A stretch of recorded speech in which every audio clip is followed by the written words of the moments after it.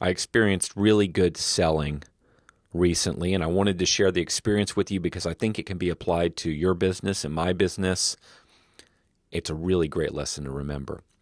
So we're putting together our second annual Service Autopilot Conference. It'll be in November, and we've pretty much finalized everything at this point. About a month ago, we were finalizing the hotel that we were going to hold the event at, and it's an expensive proposition. We're signing a contract with a hotel for about $125,000 to put on this event. And so we went, about 5 or 6 of us, and we toured our the final three hotels that we had decided will work for us. One of those hotels is pictured on my screen. You can see it in the bag. It's the Anatole Hilton in Dallas. We went, and they just did a first-class job. As soon as we walked in the doors, they had several people waiting for us, and then they ushered us into the hotel, took us to one of the 6 restaurants.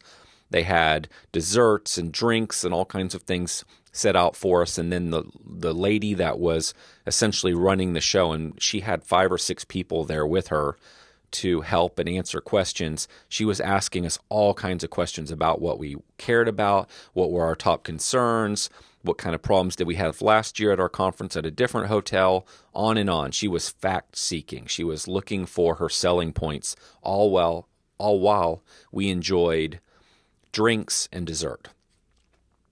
And then after that, they did a fantastic job just showing us the property. So somewhere in the course of that conversation, it was mentioned by, John, my business partner, in one of the auditoriums that we looked at, there were some candies sitting in a little bowl on one of the tables, and he made an offhanded remark about, this is a great hotel. This is my favorite candy. That was it. And we spent a couple hours with them. They gave us gifts on the way out, and that was it. We went on to the next hotel. About 2 hours after we got back to our office, and our office is a good ways, 10, 15 miles away from this Hilton, a courier came to our office with this big bag that you can see on my screen and a thank you card, and they filled this bag with tons of these candies that John loves, and they delivered it with a thank you note. You can see Ashley was sort of running the show on this one. That's why her name's on it, but then you can look inside the card, and you can see that she wrote a card to us and was thoughtful enough to send these candies. I'm telling you that the 5 of us, almost immediately, we were really happy with the hotel, but we also have 2 other really good contenders, and almost immediately it was like, we want to do business with them. It just completely reframed how we were thinking about them and where they stacked up in the lineup of the final 3. And like, if they do this, trying to make the sell, what might they be like when we actually do business with them? Maybe they should get the contract. It was dramatic how through the rest of the day, the way we talked about them as compared to the 2 other hotels changed. And so why I wanted to share this with you is, what is it that we as business owners and as salespeople can do to change the way our potential customer looks at us? What are these little things? This cost them $20, $30 in courier fees, some candy, and a few minutes. Nothing.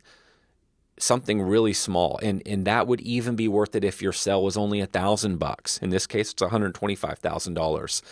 But even if it's a small sale, that's hardly any money to spend to really put yourself in a position where there's a high probability that you'll win that deal. It's really smart business, and she did a really smart job of paying attention and probing for what our needs were so that she could answer objections and put herself in a position to win the business. The other thing I'll mention, I think I've said it before, is over the years at Service Autopilot, we've received tons of cards. I've received a bunch of, and other people have received a bunch of gift cards to local restaurants. We've received catered in lunch to our company from our clients. A lot of clients have sent us all kinds of gifts and said thank you. And the clients that do that are known by our team, and they're remembered by our team. And our support team and our training team almost feel differently and see them differently because they become more human. It becomes more personal. And of our thousands of customers that we have here at Service Autopilot, those that actually do things like that, they suddenly stand out. And our whole team knows who they are. And so that's a really great lesson. How can we as owners and salespeople do that so that we stand out among the pack? I hope this helps, and I hope you can find a way to apply it to your business.